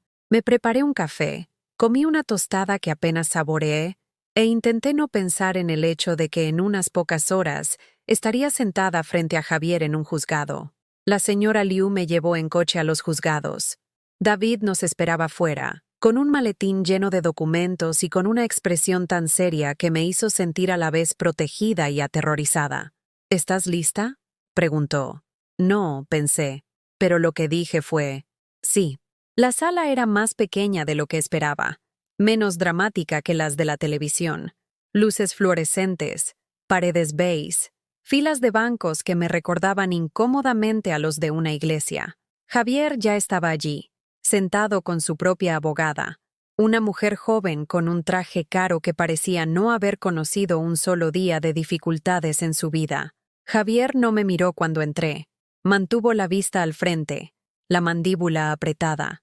Toda su postura irradiaba una ira contenida, pero pude ver la tensión en sus hombros, la forma en que sus manos se aferraban al borde de la mesa. Estaba nervioso. Bien, Raquel estaba sentada en la zona del público detrás de él, su rostro una máscara de frío juicio. Cuando nuestras miradas se encontraron, no apartó la vista. Quería que supiera que estaba allí, que yo estaba sola en esta lucha contra ellos dos. Pero no estaba sola. La señora Liu se sentó justo detrás de mí, y podía sentir su presencia como un escudo a mi espalda. La jueza era una mujer de unos 60 años, con el pelo gris recogido en un moño severo y gafas de leer sobre la nariz. Parecía cansada, como si hubiera visto demasiadas situaciones familiares desagradables y ya no tuviera energía para sorprenderse de la crueldad humana. Caso número 2025 RO 3847, anunció el secretario. Carmen Morales solicita una orden de alejamiento contra Javier Morales. David se puso en pie y comenzó a presentar nuestro caso. Fue metódico, tranquilo, exponiendo las pruebas una por una. Las firmas falsificadas en las tarjetas de crédito. Los cargos no autorizados que ascendían a 30.000 euros. Los extractos bancarios que mostraban un robo sistemático durante 18 meses. La denuncia policial que documentaba el abuso económico a una persona mayor. Señoría, dijo David, el hijo de la señora Morales ha incurrido en un patrón calculado de explotación y manipulación. Le ha robado, ha intentado coaccionarla para que venda su casa, y cuando sufrió una emergencia médica que amenazó su vida, la abandonó en lugar de pedir ayuda. La abogada de Javier se levantó de inmediato. Señoría, estas son acusaciones muy graves contra mi cliente basadas en malentendidos y, francamente, en las percepciones confusas de una mujer de edad avanzada que ha sufrido recientemente una grave crisis de salud. Ahí estaba, el ataque del que David me había advertido. La señora Morales se sometió a una evaluación cognitiva completa la semana pasada. Contraatacó David con suavidad, deslizando un documento hacia la jueza. El informe de la doctora Reyes no muestra ningún deterioro cognitivo. De hecho, la señora Morales obtuvo resultados por encima de la media para su grupo de edad en todas las áreas de función mental. La jueza revisó el documento, con expresión indescifrable. Señoría, si me permite, continuó la abogada de Javier, mi cliente no ha hecho más que preocuparse por el bienestar de su madre. Los cargos a los que se refiere la señora Morales se hicieron con su permiso, para gastos del hogar y costes médicos que ella no podía gestionar por sí misma. Mi cliente ha estado intentando ayudar a su madre en la transición a un cuidado adecuado, porque le preocupa su seguridad viviendo sola. Sentí una oleada de ira, caliente y clarificadora. Estaba mintiendo, sentado allí con su traje caro, flanqueado por su abogada cara, mintiendo sobre todo. Eso no es verdad, dije, mi voz atravesando la sala antes de que pudiera contenerme. La jueza me miró. Señora Morales, tendrá la oportunidad de hablar. Por favor, espere a que la llamen. Me recosté, con la cara ardiendo. La mano de la señora Liu encontró mi hombro y lo apretó suavemente. La jueza se volvió hacia Javier. Señor Morales, Voy a darle la oportunidad de responder a estas acusaciones directamente. ¿Usó o no usó las tarjetas de crédito de su madre sin su permiso explícito? Javier se puso de pie, y lo vi adoptar la versión de sí mismo que mostraba al mundo. Encantador, razonable, el hijo de éxito que lo había hecho todo bien. Señoría, sí usé ocasionalmente las tarjetas de mi madre, pero solo porque ella me lo pidió. Me llamaba, confundida con sus facturas, o preocupada por sus finanzas, y yo la ayudaba. Le hacía la compra, pagaba sus medicamentos, cosas así. Siempre pensé que entendía lo que estaba haciendo. ¿Y las firmas en los justificantes de pago? A mamá a veces le tiemblan las manos. La ayudaba a firmar documentos cuando tenía dificultades. Nunca pensé... Hizo una pausa. Su voz se quebró ligeramente. Nunca pensé que interpretaría eso como un robo. Solo intentaba ayudar. Era una actuación magistral. Si no supiera la verdad, si no hubiera vivido su frialdad y su cálculo, podría haberle creído. Señoría, ¿puedo presentar una prueba adicional? Preguntó David. La jueza asintió, y David sacó su móvil. Esta es una grabación de una conversación telefónica entre la señora Morales y su hijo, realizada con el pleno conocimiento de ella de que estaba grabando, hace solo 2 semanas. Se me encogió el estómago. La grabación. La conversación en la que Javier me había amenazado, en la que se le había caído la máscara por completo. David la reprodujo para el tribunal. La voz de Javier llenó la pequeña sala, afilada por la ira. ¿Te vas a arrepentir de esto? ¿Crees que puedes luchar contra mí? Tengo abogados, tengo recursos, tengo pruebas de que no estás en condiciones de vivir sola. Observé cómo cambiaba la expresión de la jueza mientras escuchaba. Vi cómo la cara de Javier se ponía pálida. Vi a su abogada inclinarse para susurrarle algo urgente al oído. Cuando la grabación terminó, la sala quedó en silencio. Señor Morales, dijo la jueza, su voz más fría ahora. Eso no suena como un hijo preocupado por el bienestar de su madre. Suena como una amenaza. La abogada de Javier se levantó rápidamente. Señoría, mi cliente estaba comprensiblemente alterado. Su propia madre acababa de acusarlo de delitos graves. La gente dice cosas que no siente cuando está bajo presión emocional. ¿Tiene su cliente un historial de este tipo de comportamiento? Interrumpió la jueza. No, señoría. Esto es completamente ajeno a su carácter. Señoría, intervino David, tenemos el testimonio de la vecina de la señora Morales, la señora Liu, quien presenció el comportamiento del señor Morales en múltiples ocasiones. Está dispuesta a testificar que él era consistentemente displicente y frío con su madre, y que ella personalmente encontró a la señora Morales desplomada en su casa, después de que el señor Morales la dejara allí durante una emergencia médica. La jueza miró a la señora Liu. ¿Es eso cierto, señora? La señora Liu se puso de pie, su voz clara y firme. Sí, señoría. Encontré a Carmen en el suelo de su cocina, apenas consciente, después de sufrir un infarto. Su hijo había estado allí esa mañana. La dejó allí para que muriera. Oí a Raquel jadear detrás de Javier, y me pregunté si él le habría contado esa parte. Si ella había sabido, todo este tiempo, que su marido había dejado morir a su madre, o si esa había sido una de las muchas mentiras que les había contado a todos en su vida. La jueza se quitó las gafas y miró a Javier durante un largo momento. Señor Morales, no estoy aquí para determinar si usted cometió fraude. Eso es un asunto para la vía penal. Pero sí estoy aquí para determinar si su presencia supone una amenaza para el bienestar de su madre. Y basándome en lo que he visto y oído hoy, creo que sí lo supone. La abogada de Javier intentó hablar de nuevo, pero la jueza levantó una mano. Concedo la orden de alejamiento. Señor Morales, no podrá contactar a su madre de ninguna manera. Ni llamadas, ni correos electrónicos, ni mensajes de texto, ni visitas. No podrá acercarse a menos de 150 metros de su residencia. Esta orden entra en vigor de inmediato y permanecerá vigente durante 1 año, momento en el que la señora Morales podrá solicitar su prórroga si lo considera necesario. ¿Lo ha entendido? Javier se quedó helado, su rostro una mezcla de conmoción y furia.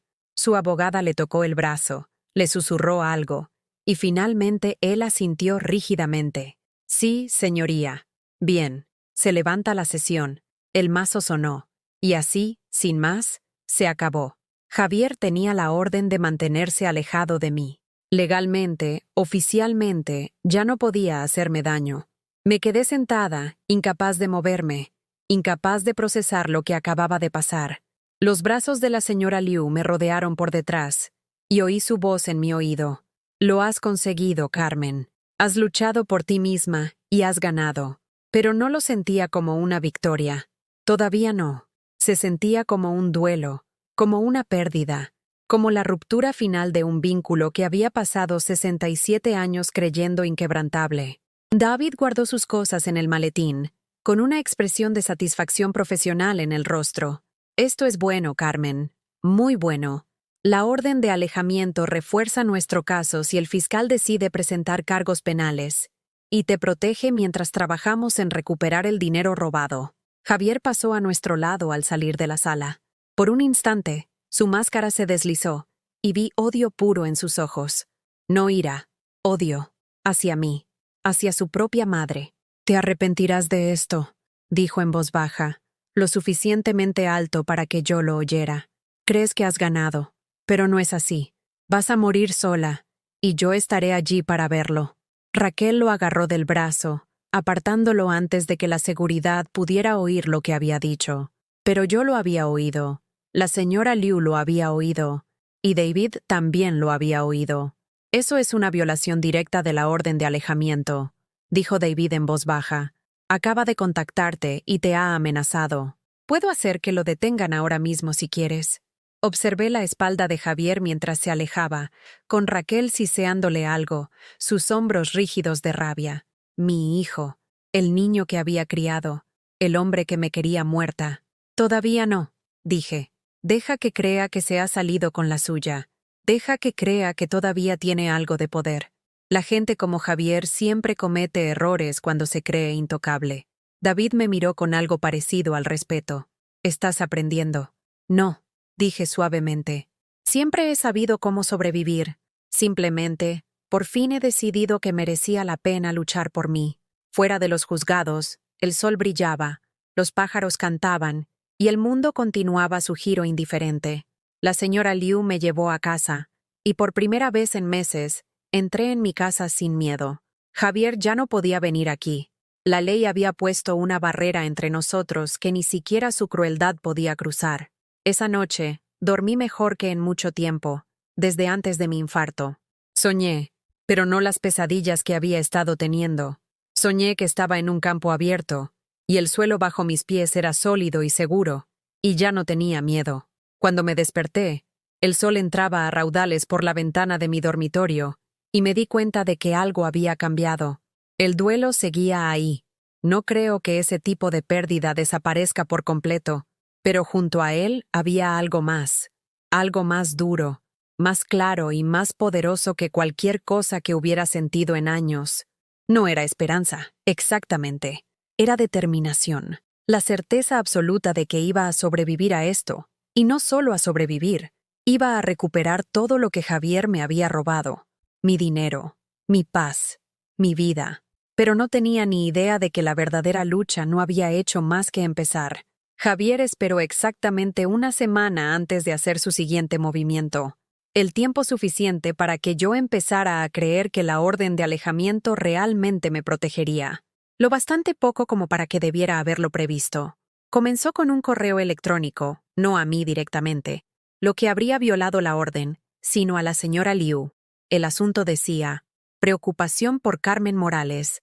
La señora Liu me lo enseñó de inmediato, con el rostro tenso de ira.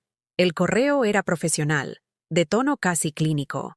Javier expresaba su preocupación por mi deterioro del estado mental y sugería que la señora Liu, como vecina preocupada, debería contactar con los servicios sociales. Afirmaba que yo había estado tomando decisiones irracionales, aislándome, mostrando signos de paranoia y delirios. Incluso sugería que podría ser un peligro para mí misma. Está intentando que otros hagan su trabajo sucio, dijo David cuando lo llamé. Es una táctica común. Si consigue involucrar a los servicios sociales, Si puede sembrar dudas sobre tu competencia, todavía puede conseguir lo que quiere sin violar técnicamente la orden de alejamiento. ¿Qué hago? Nada, por ahora. Guarda ese correo. Documéntalo todo. Si los servicios sociales aparecen, tienes la evaluación de la doctora Reyes que demuestra que eres completamente competente. Investigarán, no encontrarán nada raro y cerrarán el caso. De hecho, nos ayudará. Mostrará un patrón de acoso. Pero 3 días después, sucedió algo que la pericia legal de David no podría haber predicho. Estaba en mi jardín, un pequeño espacio detrás de la casa donde había estado intentando cultivar tomates y hierbas aromáticas. Algo para llenar los días vacíos y darme una razón para salir. Era media tarde. El sol calentaba mis hombros, y por primera vez en meses, sentí algo parecido a la paz. Fue entonces cuando vi a Raquel junto a mi valla trasera. No se suponía que debía estar allí. La orden de alejamiento técnicamente solo se aplicaba a Javier, pero David les había advertido a ambos que se mantuvieran alejados de mi propiedad por completo. Sin embargo, allí estaba ella, de pie en el callejón detrás de mi casa, observándome con una expresión que no pude descifrar. «Carmen», dijo, su voz llegando a través del pequeño patio. «Necesito hablar contigo». Todo mi instinto me decía que entrara, que la ignorara, que llamara a David de inmediato, pero algo en su voz me detuvo. No sonaba enfadada, sonaba rota. «Tienes que irte», dije, quedándome donde estaba.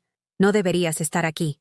«Lo sé, es solo que necesitaba verte, para decirte algo.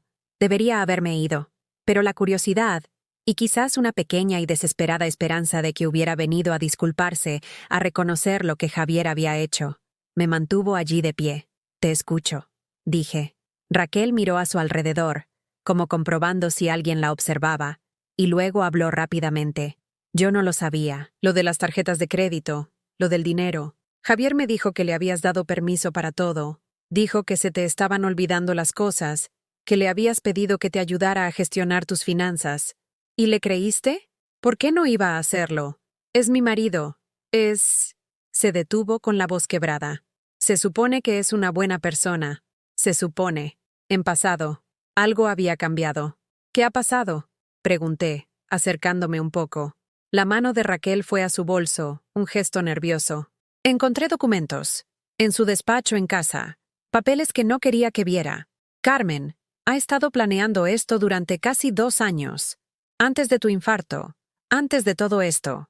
Tiene hojas de cálculo con tus activos, tus ingresos, los costes proyectados de las residencias.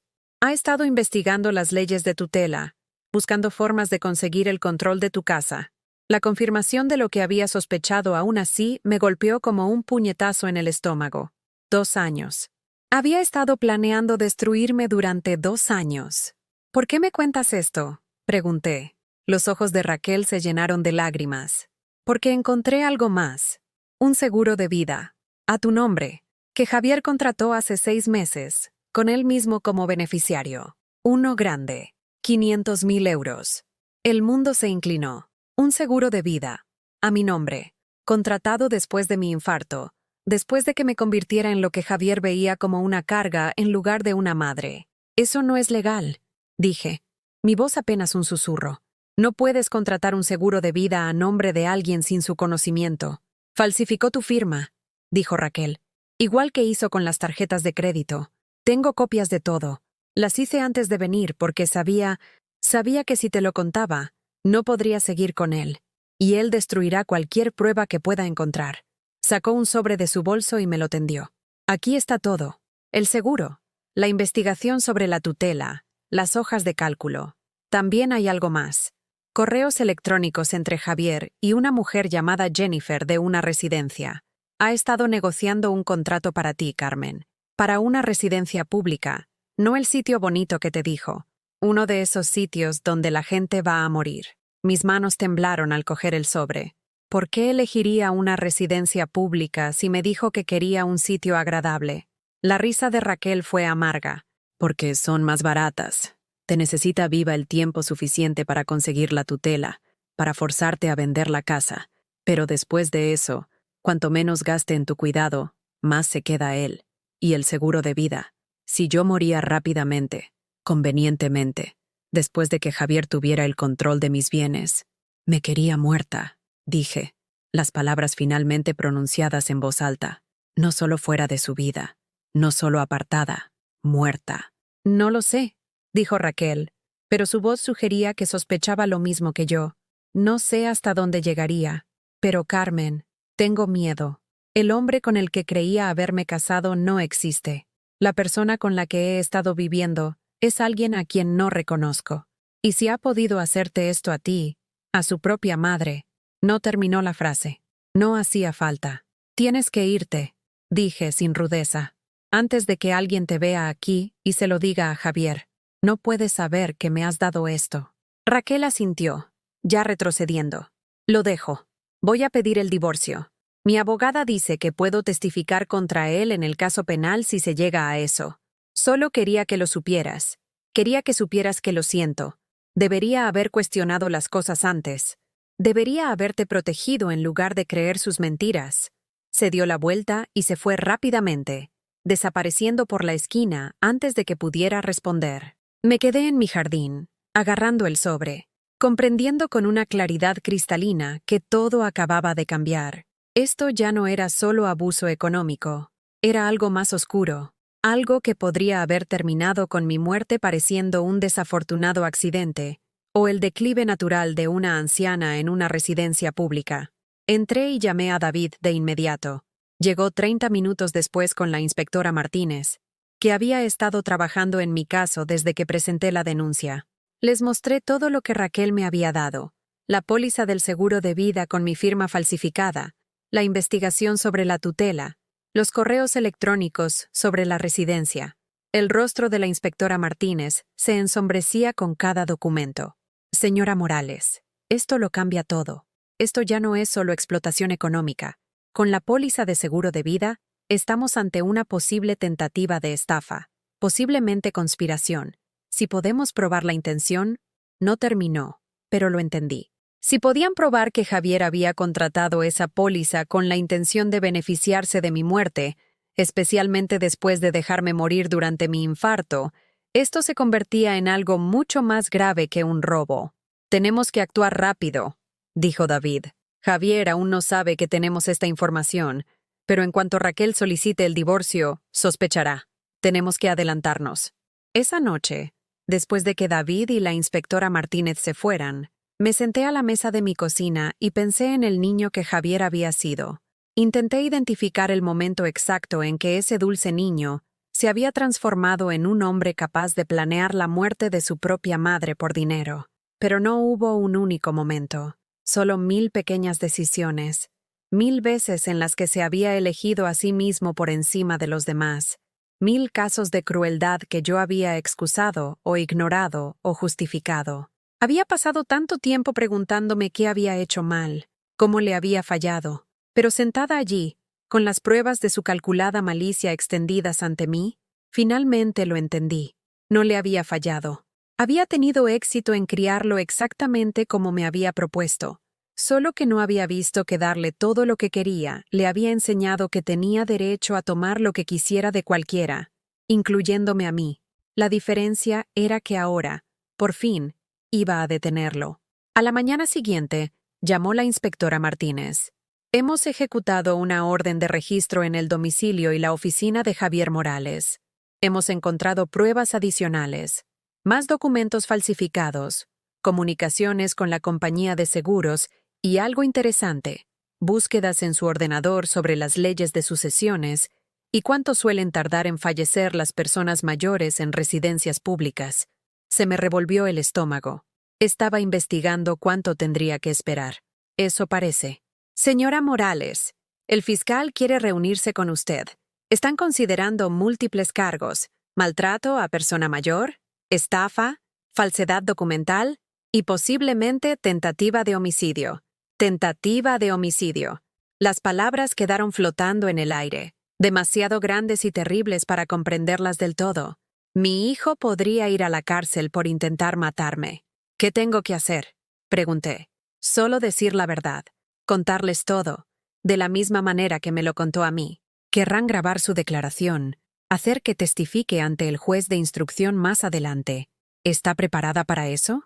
Estaba preparada para presentarme ante un juez y testificar que mi hijo había intentado matarme por dinero. ¿Estaba preparada para que Javier fuera arrestado, procesado y que posiblemente pasara años en prisión? Pensé en aquel momento en el suelo de mi cocina, el dolor en mi pecho, la frialdad en los ojos de Javier cuando dijo, «Ya te ha llegado la hora». Pensé en los meses de planificación, las firmas falsificadas, la póliza de seguro de vida con mi nombre. Pensé en los correos de la residencia, el cálculo de cuánto valdría mi muerte para él. Sí, dije con firmeza, estoy preparada. 2 días después, Javier fue detenido en su oficina.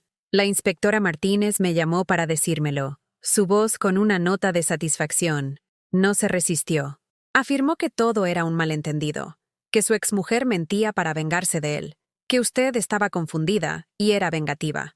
Pero las pruebas hablan por sí solas. ¿Y ahora qué? Mañana pasará a disposición judicial. Dada la gravedad de los cargos y las pruebas que tenemos, espero que fijen una fianza alta. Puede que no pueda pagarla. Javier, mi hijo, el exitoso asesor financiero, podría pasar los próximos meses en prisión preventiva a la espera de juicio. La ironía no se me escapó. La señora Liu vino esa noche con la cena, sopa casera y pan recién hecho. Comida reconfortante para un día que había sido de todo menos cómodo. Nos sentamos a la mesa de mi cocina, la misma mesa donde todo esto había comenzado, donde Javier había escondido sus papeles y planeado mi destrucción. «¿Cómo te sientes?», preguntó la señora Liu. Lo pensé, como si estuviera despertando de una pesadilla, pero también como si la pesadilla por fin fuera a terminar. «¿Qué harás después de que todo esto acabe?», era una buena pregunta. ¿Qué hacía con el resto de mi vida, ahora que había sobrevivido al intento de la persona que se suponía que más me quería de acabar con ella? Vivir, dije simplemente. Vivir de verdad, no solo sobrevivir. Quizás viajar, quizás hacer nuevos amigos, quizás hacer voluntariado en algún sitio y ayudar de verdad a la gente en lugar de ser la víctima de alguien. La señora Liu sonrió. «Nunca fuiste solo una víctima, Carmen. Fuiste una superviviente que decidió convertirse en una luchadora. Hay una diferencia. Esa noche, tuve un sueño.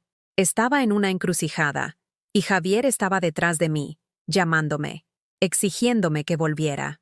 Pero delante de mí había un camino que nunca antes había tomado, uno que llevaba a un lugar que no podía ver del todo, pero que parecía brillante y abierto, y lleno de posibilidades.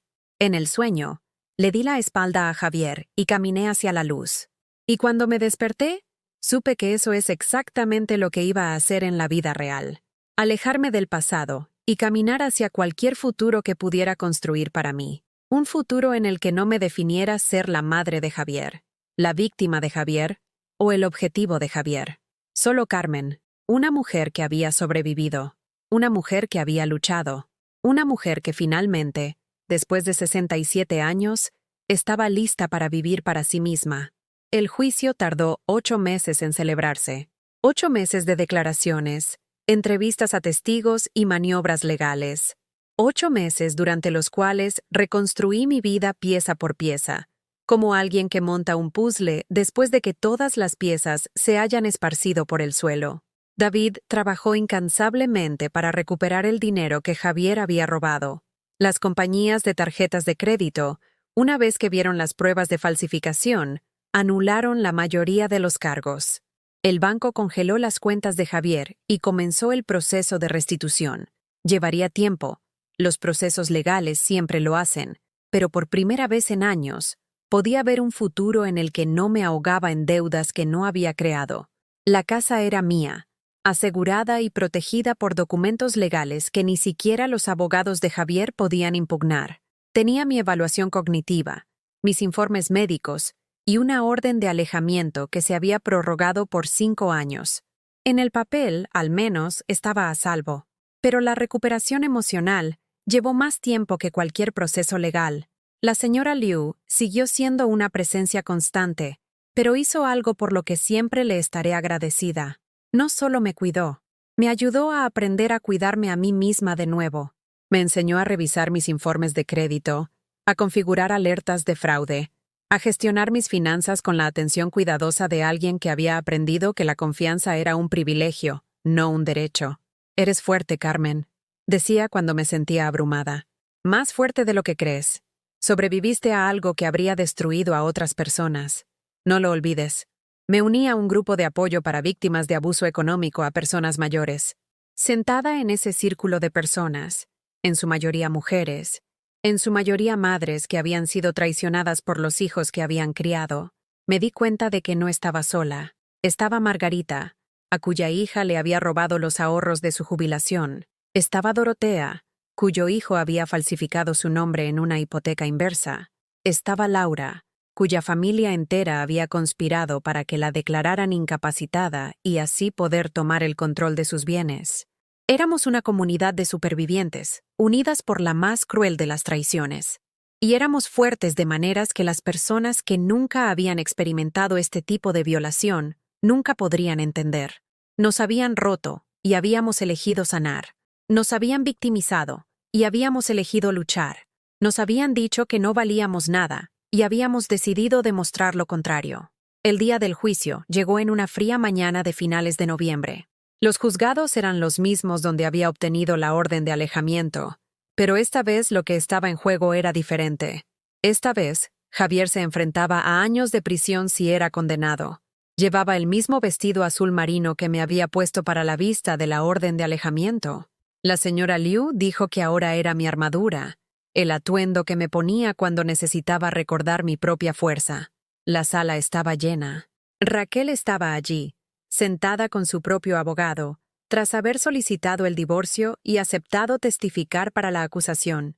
La inspectora Martínez estaba sentada en la zona del público, junto con varias otras personas que no reconocí, probablemente periodistas, atraídos por la naturaleza sensacionalista de un hijo acusado de intentar asesinar a su madre por el dinero de un seguro. Javier estaba sentado en el banquillo de los acusados con un traje caro que probablemente costaba más que mi pensión mensual. Había perdido peso durante los meses de procedimientos legales y tenía ojeras oscuras bajo los ojos, pero cuando me miró no vi remordimiento. Solo un cálculo frío, como si todavía estuviera tratando de averiguar cómo ganar, cómo manipular la situación a su favor. La fiscal era una mujer llamada Sara Campos, sin parentesco con la señora Liu, aunque la coincidencia me hizo sonreír. Era joven, feroz, y me había dicho durante nuestras reuniones de preparación que se había tomado este caso como algo personal porque su propia abuela había sido explotada por un sobrino antes de que Sara se hiciera abogada. Casos como este, había dicho, son más que una sola víctima. Se trata de enviar un mensaje de que el abuso a los mayores tiene consecuencias, de que no se puede depredar a las personas que te amaron y te criaron sin enfrentarse a la justicia. El juicio duró 3 días. 3 días de testimonios, pruebas y cuidadosos argumentos legales que dejaron al descubierto cada cosa terrible que Javier había hecho. Raquel testificó sobre los documentos que había encontrado, la póliza de seguro de vida, los correos electrónicos sobre las residencias. La inspectora Martínez testificó sobre las búsquedas en el ordenador de Javier, el patrón de firmas falsificadas, el robo sistemático. Representantes del banco testificaron sobre las transacciones no autorizadas. El agente de seguros testificó que Javier había mentido sobre mi estado de salud para que le aprobaran la póliza. La doctora Reyes testificó sobre mi evaluación cognitiva, dejando claro que era plenamente competente y consciente de todo lo que me había sucedido. Y entonces fue mi turno. Caminé hasta el estrado de los testigos con las piernas temblando, a pesar de mi determinación de parecer fuerte. La fiscal me sonrió para darme ánimos, y vi a la señora Liu en la zona del público, con las manos entrelazadas como si rezara. Sara Campos me guió a través de mi testimonio con delicadeza pero a fondo.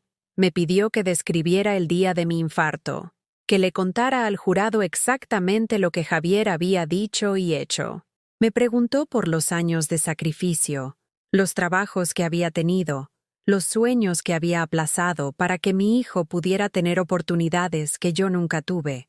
Señora Morales, dijo, Cuando descubrió que su hijo había contratado una póliza de seguro de vida a su nombre sin su conocimiento, ¿qué pasó por su mente? Miré al jurado, 12 personas corrientes que habían sido sacadas de sus vidas para juzgar la mía, y les dije la verdad. Me di cuenta de que había estado esperando a que me muriera, que toda la presión para vender mi casa, toda la charla sobre residencias, nunca tuvo que ver con mi seguridad o bienestar. Se trataba de posicionarse para beneficiarse de mi muerte, y comprendí que si hubiera seguido su plan, si hubiera confiado en él y hecho lo que quería, probablemente no estaría aquí hoy. La sala estaba en silencio, excepto por el sonido de alguien llorando suavemente en la zona del público.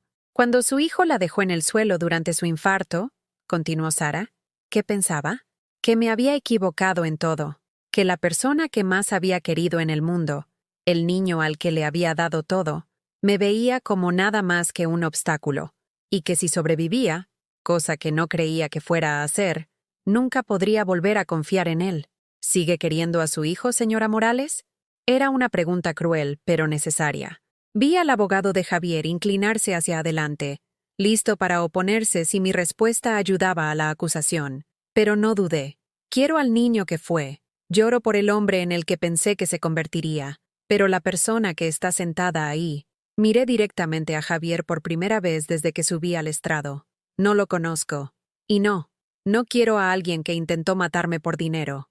La expresión de Javier no cambió, pero algo parpadeó en sus ojos. Ira, tal vez. O la constatación de que finalmente, por completo, había perdido el control del relato que había estado intentando construir. La defensa llamó a Javier a declarar. Era un riesgo calculado, pero sus abogados probablemente sintieron que no tenían otra opción. Las pruebas en su contra eran abrumadoras.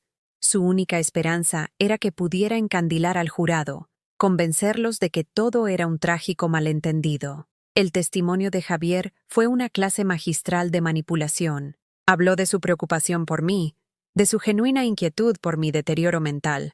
Afirmó que los cargos en la tarjeta de crédito eran de cosas que yo le había pedido que comprara.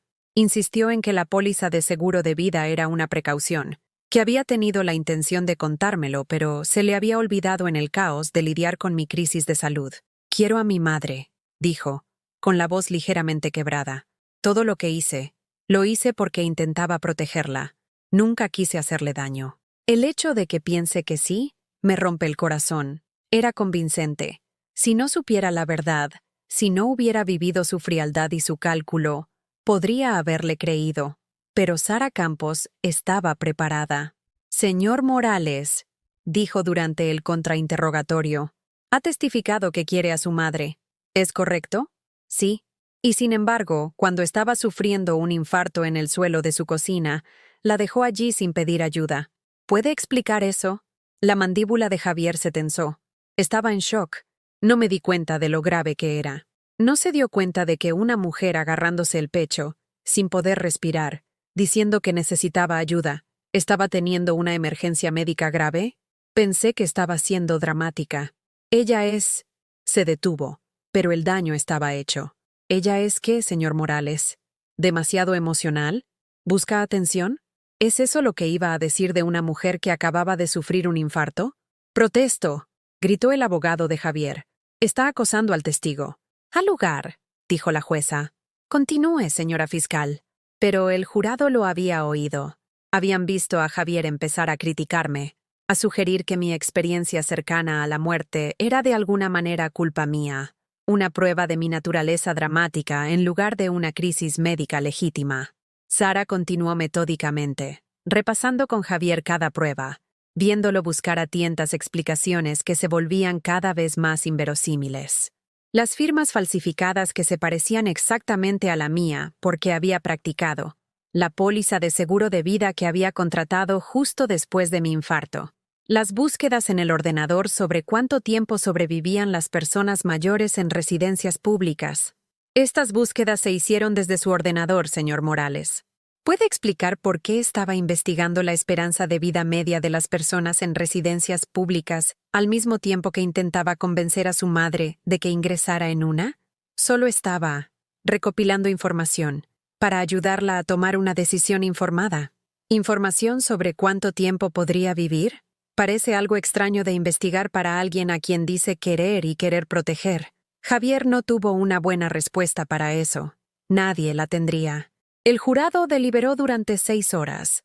6 horas durante las cuales me senté en una pequeña sala de espera con la señora Liu, incapaz de comer, incapaz de pensar en nada más que en lo que pasaría si lo declaraban no culpable.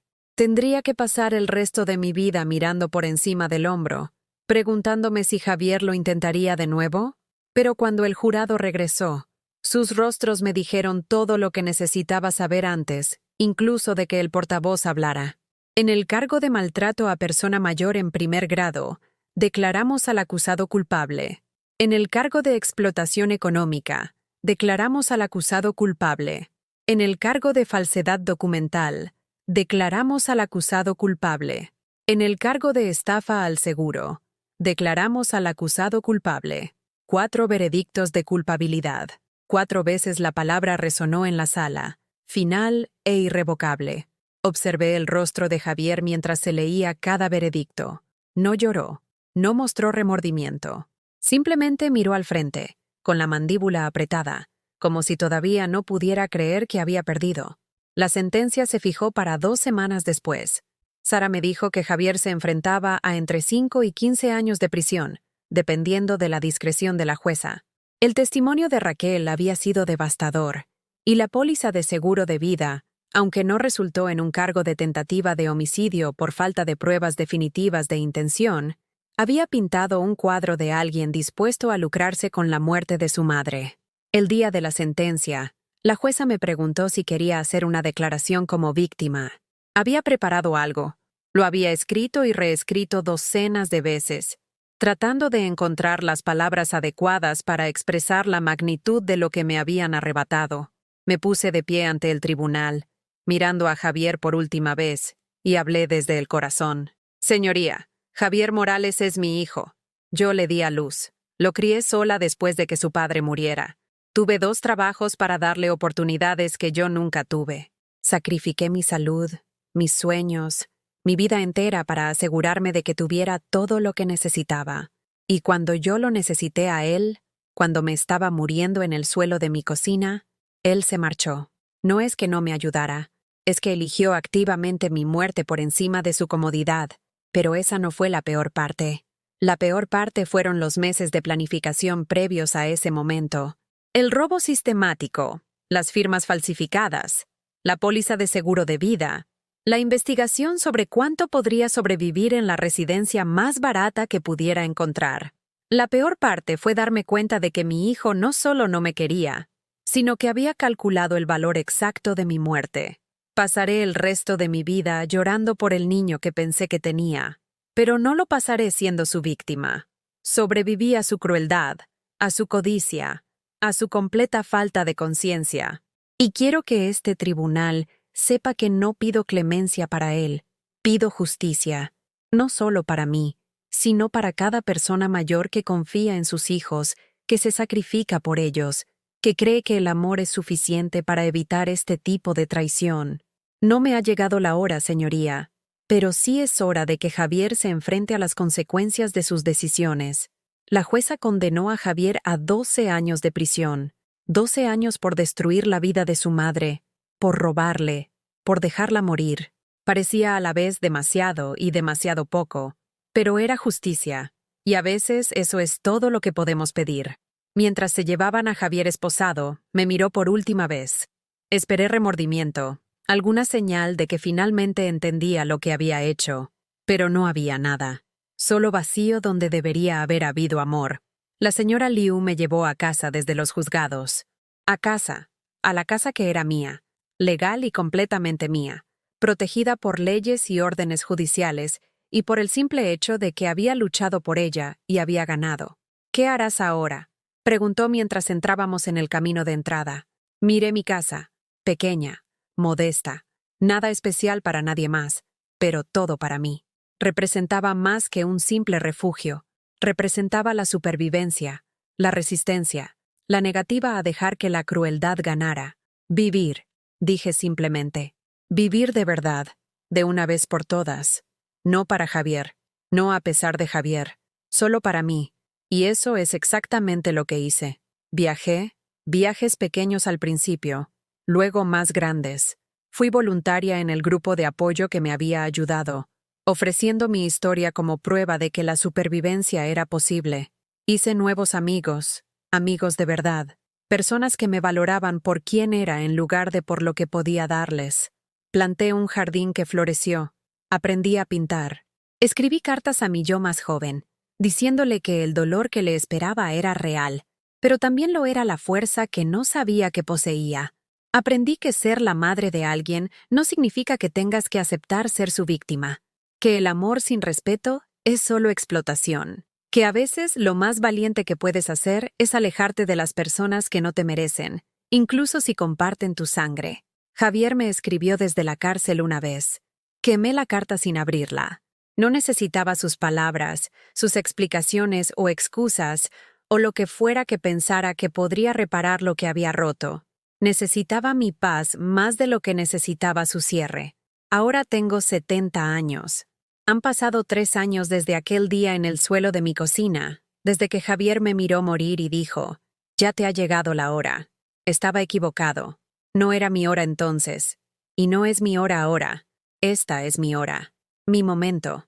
Mi vida. Finalmente vivida en mis propios términos.